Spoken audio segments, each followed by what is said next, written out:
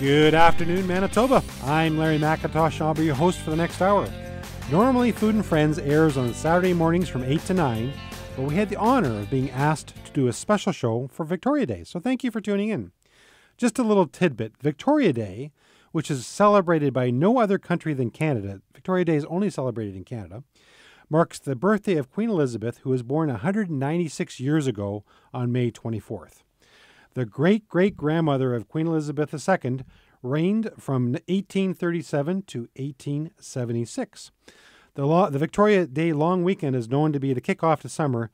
We sometimes forget that the official first day of summer is June 21st, which is a month away. My guest my guest this afternoon is Heidi Reimer-Epp of Botanical Paperworks. Good afternoon, Heidi. See, I'm so used to doing this show in the morning, I automatically said morning. How are you? I'm great, thanks. How are you doing? Great. Thanks for joining us this afternoon. Happy Victoria Day. And same to you. Thank you very much. Now, I have to share a Victoria Day story. Okay. I was talking to Shelley on the way here this morning, and I said, I have this Victoria Day story I'm going to tell, and she says she's never heard it, which 15 years together, I can't quite believe it that she hasn't heard this. But here it is. When I was a kid, probably 8 or 10 years old, I went with my parents. We went camping in the United States. I think Buffalo, New York. We went down that area. We lived in Toronto. Went down there. And coming back after the weekend, the Canada Customs Guard stops and wants to make sure you're Canadian citizens. This is before passports, obviously, a lot of years ago. So he said, talked to me in the back seat and said, "What is Victoria Day?" And I said, "It's a holiday." And they said, "Well, what's the holiday for?" And I said, I have no idea. And he said, "Oh, well, then you must be a Canadian because most Canadians don't know why it's a holiday." And I thought at that time, you know what? We don't appreciate the history and why we have things other than it was a day off. Yeah, so true. So that's my Victoria Day story. They let you across, though? They did. Because Okay, that's you're good. definitely Canadian. If you don't know what the holiday is for, you got to be Canadian. Anyway, how's things? Great. Things are really great. Botanical Paperworks. So for those that may not know, tell us a little bit about the company. Well, Botanical Paperworks, I founded that with my mom 18 years ago now. Oh. And we have a specialty, which is paper. We manufacture paper, but it's not just any old paper. It's paper with seeds embedded in it. So we are actually making paper embedded with wildflower seeds or herb seeds or vegetable seeds, and then we turn those into greeting cards and promotional products. But the neat thing about it is when you're done with the paper or the card, you can plant it. And the paper actually composts away and it grows whatever the seed is in the paper. So this is like the ultimate recycling. Yeah, it's so eco-friendly and it's made from post-consumer, post-industrial material to start, and then it composts away and grows into something beautiful.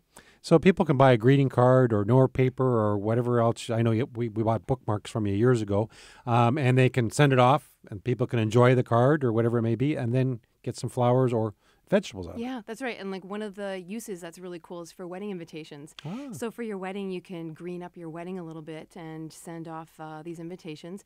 And they actually then turn into a bit of a blooming memento of the event, because after the wedding's over, then the guests plant the invitation and grow flowers and remember your special day. So most of our listeners I know want to know what kind of vegetable seeds are there? Oh, many different kinds. Carrots, All right. signature carrots, lettuce, tomatoes, many different herbs as well. Oh, really? So really for us, we can make paper with seeds as long as the seed is small. So we're not using sunflower seeds as an example. Those are just too big. They pop out of the paper. It's hard to print on. But Or seed potatoes wouldn't work either. No, I can't imagine. So how long? It's been around 18 years, and what have you seen over the 18 years? We have seen the whole industry and interest in sustainable products really grow and mature. So it was interesting when we first started making the seed paper and promoting it as an eco-friendly alternative to regular paper. Consumer interest they were interested, but hadn't really connected in with the whole green thing.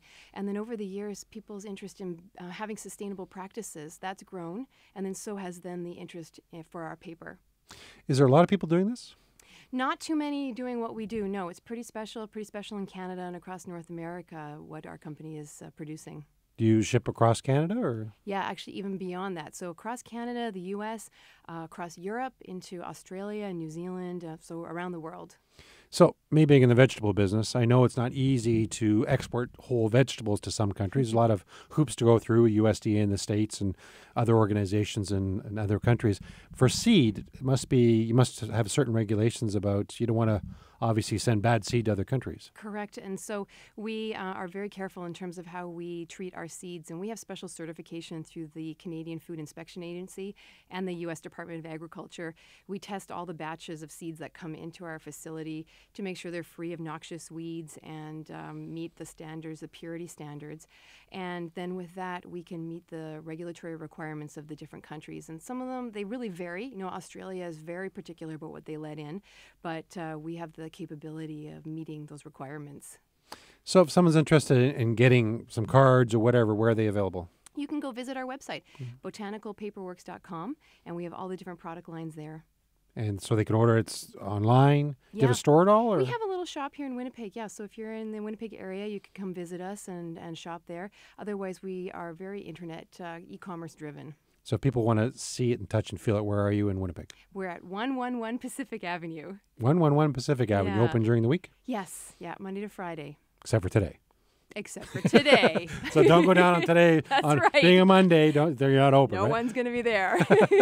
We can look in the window maybe. Yeah.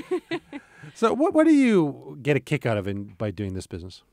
Well, a couple of things. I really love customers' reactions. So I think that's really neat when they contact us after they've received their order and they say, this really meant a lot to me.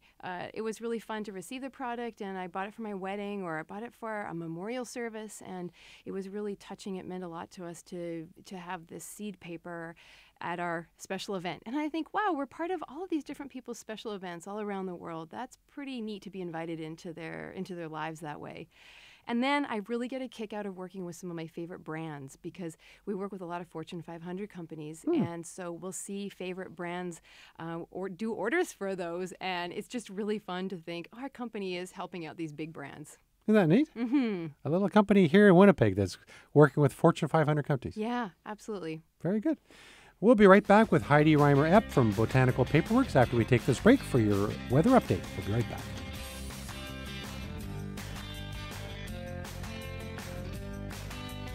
Welcome back. I'm Larry McIntosh. Normally, Food and Friends airs on Saturday mornings from 8 to 9, but we had the honor of being asked to do a special show for Victoria Day, so thanks for tuning in. Food and Friends Radio is also on TV. Each radio show is filmed and will be posted on Mytoba.ca later today. So if you want to see the TV version of this or previous radio shows, please visit Mytoba.ca. Thanks to 680 CJOB's Nicole, who produces our show, and Riley, who operates the camera, as well as the teachers of the Broadcasting and Media Arts program at Tech-Voc High School. You can also listen to an audio podcast of Food and Friends at SoundCloud.com and at the iTunes Store. So please just do a search for Food and Friends with Larry at Mytoba.ca or SoundCloud.com or the iTunes Store, and all the shows will come up for your listening or viewing pleasure. It's very important for me to mention that Food and Friends is only available because of 680 CJOB and its advertisers. So please make sure you tune in to 680 CJOB or listen live at cjob.com. We're back with Heidi Reimer-Epp of Botanical Paperworks. We were just talking off air about your passion for gardening. Mm-hmm. And that's a good thing when you have all those seeds kicking around, eh? That's right. So you like having a huge garden, or? No, I am not a huge gardener, but I'm an enthusiastic gardener. So we have a very small city lot. Okay. But it's been interesting to see, especially as I get my kids involved in gardening, how a little bit of land, just a little bit of dirt in the backyard, can produce a number of vegetables for summer eating pleasure. So obviously in the cards and everything that people send out, they can plant the cards or plant the paper and it'll grow. So is that what you're doing? Are you sending yourself a card to plant? Or? Well, planting my business card, I Yeah, guess. That'll grow. Good point. We are actually using some of the seeds that we use in the company, plus more that we get at our local gardening centers, and growing just a number of little plots of vegetables that we can eat and do a little bit of freezing and canning with. See, I think that people appreciate, I mean, people go to the store and say, oh, those potatoes are whatever, $5, $8, whatever it is, and that's a lot of money. But you think about what a grower goes through and growing it and washing it and packaging it and transporting it to the stores. There's a lot to it. I think when people actually plant something, they appreciate the amount of work that's involved. That's, you do have to put it in the ground and et cetera. You think that kids appreciate that when you're doing it with your kids? I think so. And so I see that play out in a couple of different ways. First off, when we're looking at the plot of land that we have, land is just this little bit, and thinking about what can you fit in there. And some plants and crops take more space than others, so they have to take that into consideration. And then, like you say, they are working really hard, let's say for that row of carrots, all summer long, and then yielding a little bunch. So it does really give them an appreciation for what it takes to grow a lot of carrots. And then also, where does that food come from? It's not just cellophane wrapped or, bulk purchased in the grocery store, but really understand that somebody planted that, somebody tended it, and then be thankful and grateful for that. And, when you grow it yourself, if it's a misshapen carrot or whatever it might be, you don't think about that. You would never buy that in the store necessarily because you expect more perfect shapes, and that's what growers, are striving for. But it tastes good, right? Yeah. Oh, yeah. You just pull that carrot out of the ground, give it a good wipe on the pants, and then you're eating it. So you think your kids are enjoying vegetables more because of it? Yes, I really do. Yeah, and we let them grow only the ones that they want to grow, so they're picking their favorite vegetables. But it's interesting as well to watch the process of looking at the different varieties of, let's say, snap peas, and have them think through, well, which are the ones that they want? Do they want the ones with the edible outsides, or do they want to be able to crack them open and eat the peas in the inside? So they're having to really think about not only which plants to grow, but which varieties. It's interesting. And what are their favorite vegetables? Oh, peas, cucumbers, carrots. They'll do some tomatoes, but I think that's really more for me. Some of pretty much the basic veggies. So back to Botanical Paperwork. So you've been around 18 years, you said in the last segment, and you've seen lots of changes in the industry, I assume. Are sales going up for you over the years with the whole, environmental more awareness? Yeah, we have grown substantially over the years. We've been able to increase the number of Manitobans we've been able to employ in our company, and that feels really great. Another interesting thing that I've noticed over the years is our access to sustainable packaging. So many years ago, we really wanted to get rid of the plastic and move to some compostable corn plastic, but it was very hard to find. And now we have access to that. So even ourselves as producers, our raw materials and some of the things that we combine with our paper are more eco-friendly and more accessible.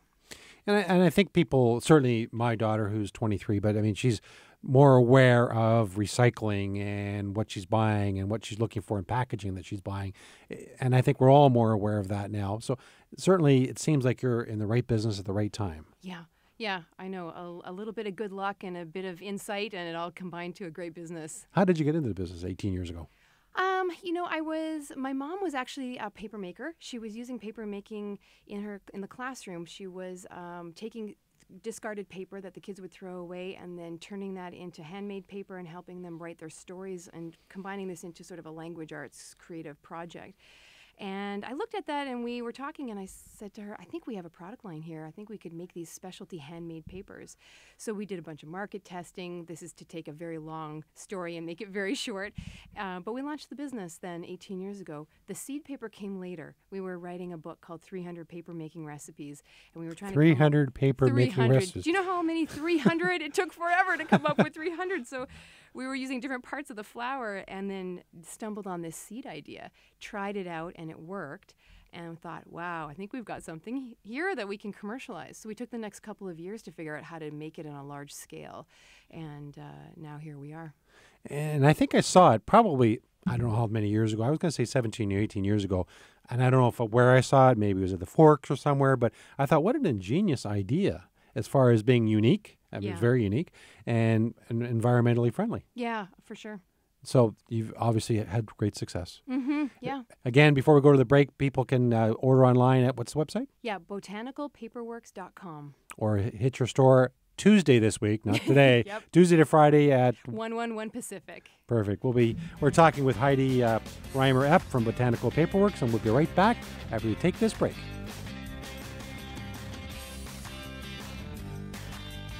Welcome back to Food and Friends. I'm Larry McIntosh. Normally our show airs on Saturday mornings from 8 to 9, but we had the honor of being asked to do a special show for Victoria Day. Thank you for tuning in. It's time for our recipe segment called Now We're Cooking.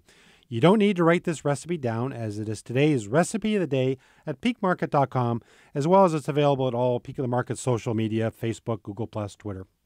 Today's recipe is nachos fresca. Nachos fresca. And here's what you need for the recipe. Medium tomatoes, coarsely chopped, minced garlic cloves, a chopped cucumber, celery finely diced, onion finely diced, Sorrento, jalapeno peppers, seeded and diced, lemon juice, sugar, salt, basil, nacho chips, and Monterey Jack cheese grated. And this recipe serves 6, and that's why you possibly couldn't write it down that fast. Now, our Manitoba-grown cucumbers are not available until July, and our cooking onions and jalapeno peppers will be available in August. But if you try this recipe now and really like it, you're going to even enjoy it more when Manitoba veggies are available. We'll be right back with Heidi Reimer-Epp of Botanical Paperworks after this break.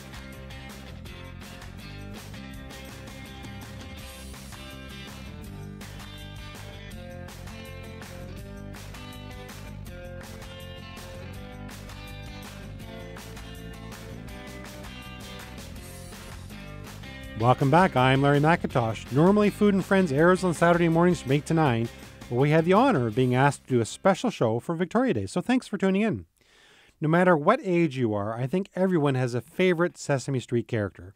Peak of the Market Sesame Street potato bags feature Elmo, Big Bird, Grover, Oscar, Abby Cadabby, Rosetta, Cookie Monster, Bert, and Ernie. 9 different Sesame Street characters in all. I hope you had an opportunity to see our bright and colorful potato bags at your favorite store.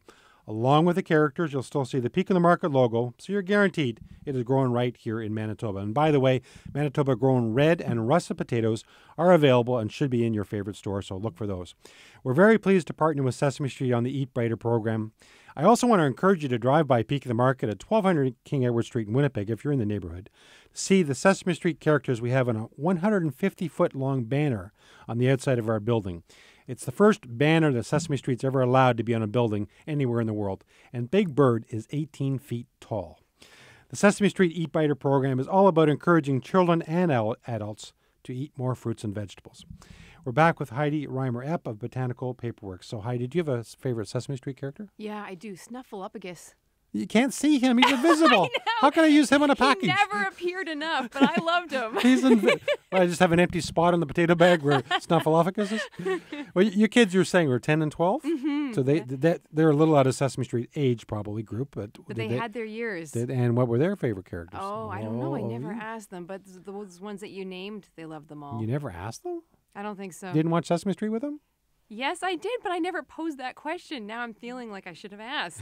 I'll have to go back. You're going to ask them this afternoon, aren't you? Exactly. What? And they're going to look at you, what? What are you talking about, Mom? And Sesame Street's great to work with. I mean, they're really about encouraging kids to eat more fruits and vegetables, and they're really trying to get this program off the ground across North America. And I take my hats off to them. We pay virtually no royalty for it. It's just about increasing consumption of fruits and vegetables in kids, and hopefully changing diets as going forward. Similar to what you're talking last half hour about kids planting seeds and seeing how vegetables grow. Mm-hmm. So that's important. Yeah, cool. And when you think about the Sesame Street and the generations of people they've influenced, it's pretty neat what they do. And I've said this on the show before, and we were looking at whether we wanted to work with Sesame Street on it, because I love Sesame Street. I mean, it's been around a lot of years, I think 45 years, something like that anyway. But when 49% of the people that watch Sesame Street today are adults, mom or dad, watching with their 2 to 5-year-old, which is the primary target market for them. So I think that's kind of neat. That is really cool. So everybody loves Bert and Ernie. Yes, absolutely. So tell us a little bit more about your business. Obviously, we talked about it. Started 18 years ago. You and your mom started it off. And where is it today? How many people do you employ? We're at about 25 people. Oh, wow. Working in different capacities. So some in papermaking and assembly and producing the product. Some doing the marketing and customer service and shipping and all different types of positions. Mm-hmm. And you're the creative person? Well, actually, I've got a really creative team. So I have graduates from Red River College and from the design program and different communications programs. And together as a team, we come up with the designs. And once upon a time, I was very involved in the design, but now I've pulled out of that a little bit. But I've got some creative input, let's put it that way. So we talked earlier, you have greeting cards? Yes. Note paper? Yeah, greeting cards and note paper. We have favors for weddings and for funerals and baby birth announcements, I should say. A lot of promotional products. We do bookmarks, business cards, postcards, and giveaways printed on the seed paper. And over the years, we have evolved into having many different colors of the seed paper as well. When we first started, it was just basically white. Okay. But now we have all colors that we follow Pantone's color of the year and different popular colors, especially when it comes to the wedding invitation line and the wedding products. People are looking to match those this color of the paper up with their wedding colors. So what is the popular color right now? Oh, we're seeing lots of pinks and blues and really quite the gamut, actually. It's unlike other years where there was sort of a predominant color palette, we're actually seeing people picking colors that match their personality or of them and their significant other. So there's a lot of freedom in colors. And I guess it depends whether a baby shower would be different than a wedding, and there'd be all different reasons you'd have different colors too, I'd assume, Yeah, that's right? right. So lots of pastels for baby showers and things to do with babies. And I was at the Pantone Institute, which I didn't know there was a Pantone Institute, but I was at a seminar with them several months ago, and the up-and-coming color apparently is purple or mauve. I'm not sure which. Well, yeah. That's an up-and-coming color, apparently. Yep, there was this Marsala color that was color of the year for this year, and we've got our Tangerine Tango equivalent that was color of the year a couple of years ago. You just can't call it purple, eh? Oh, no. Orange. You have to have to really go off on those. I'd like to have that job, actually, naming the colors. It'd be pretty fun. And when we do our packaging, we use the Pantone because that's international recognized colors when you're printing in that. But there's like 80 shades of red kind of a thing. It's amazing what you have to choose from. Yeah, exactly. And so we work hard at being current on all those colors. So we're following many design trends for interior decor and fashion, and that influences our product design. When we work with promotional products, our client generally sends us what they want printed on there because it has to do with their campaign. It's their logo. When we're working in our retail side with the greeting cards and the invitations, we're actually designing those and getting inspiration from what we're seeing out there in the marketplace. So what's your number one selling item? Is it cards? Is it promo? It's kind of 50-50. Oh, so really? Okay. a lot of wedding product and then a lot of promotional products. So 50-50. Mm-hmm. And I just want to get a plug in here for Peak of the Mark, because years ago we came to you and said we wanted to put carrot seed in bookmarks that we sent to kids that entered a coloring contest, which were used on our potato bags at the time. And I think that was the first time you did carrot seed, if I recall correctly. So. Yeah, and then that kicked off our vegetable journey. There you go. So influencing vegetables all over the world. Yep. We'll be right back with Heidi Reimer-Epp of Botanical Paperworks after we take this break.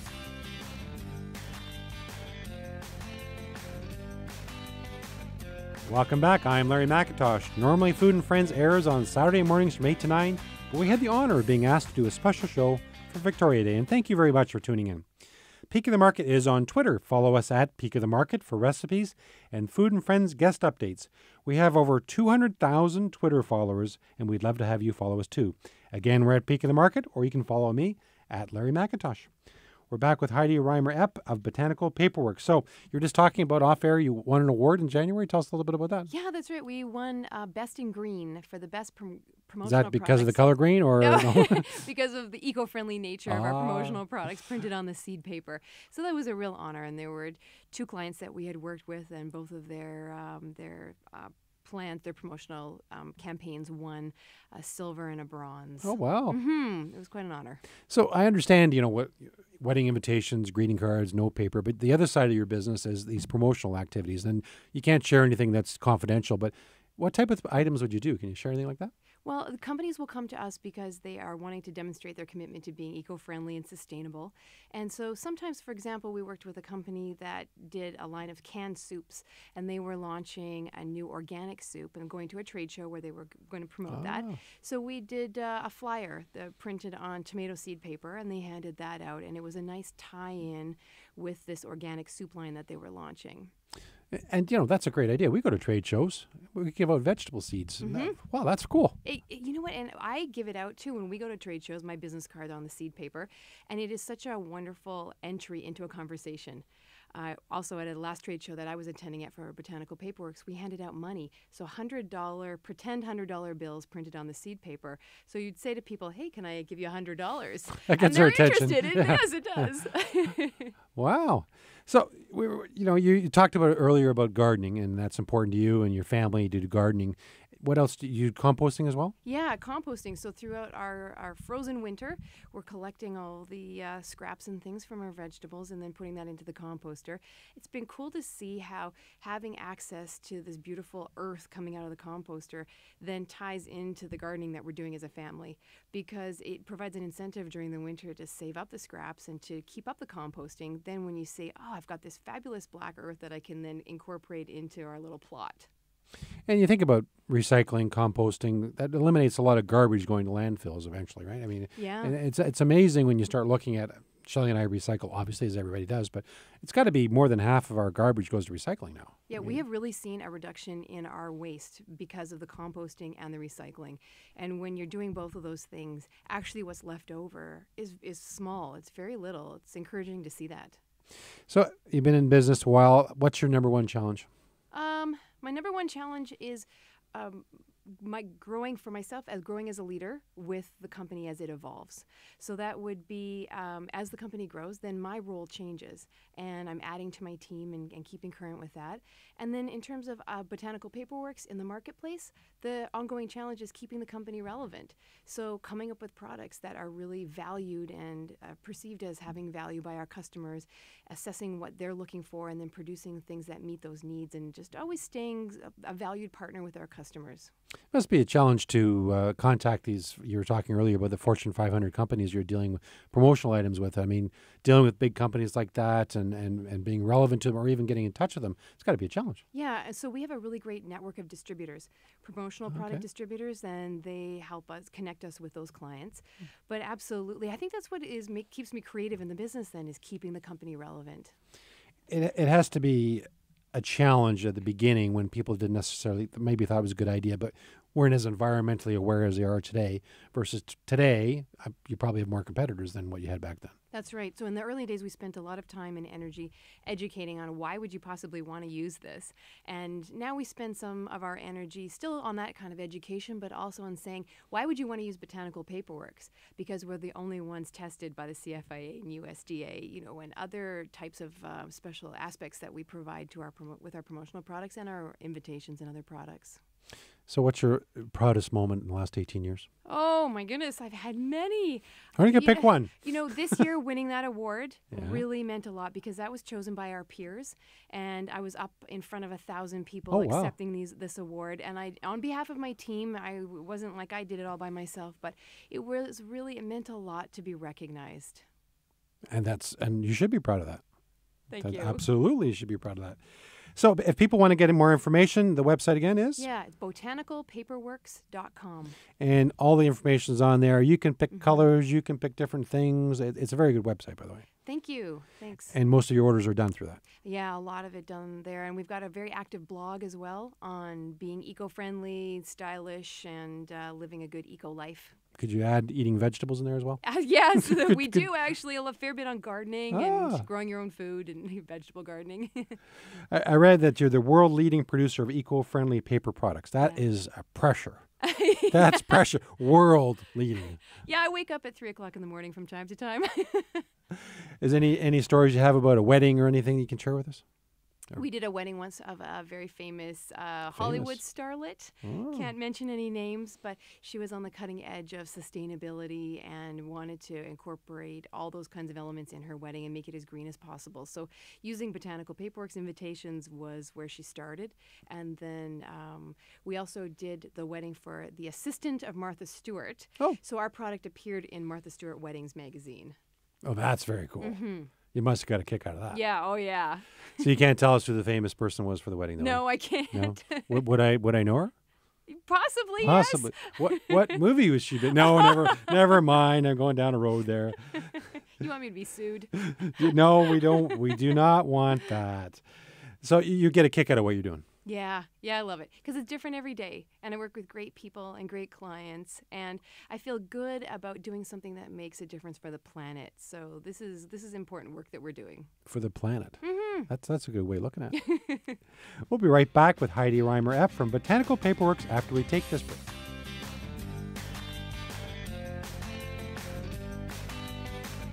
Welcome back to Food and Friends. I'm Larry McIntosh. I hope you enjoyed the show today and that you'll join me for our regularly scheduled show every Saturday morning at 8 o'clock, and we have lots of interesting Manitobans we talk to.